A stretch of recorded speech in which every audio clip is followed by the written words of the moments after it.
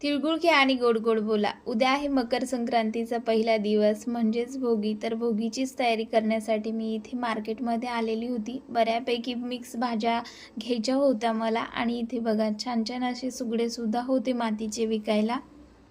तुमची सुद्धा भोगीची तयारी झाली की नाही नक्कीच कमेंट करून सांगा. तर बघा एवढा फ्रेश भाजीपाला होता.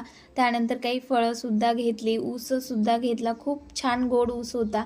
त्यानंतर इकडे बघा बांगड्याच्या दुकानावर आले. इथे छान अशा हिरव्यागार अशा बांगड्या घेतल्या आणि दूध वगैरे घेतलं. त्यानंतर घरी निघालो कारण घरी भरपूर उद्याची कामंसुद्धा बाकी होती आणि विरूलासुद्धा गाडीवर बसल्या बसल्याच ऊस खायचा होता. घरी आले त्याला ऊस कट करून दिला.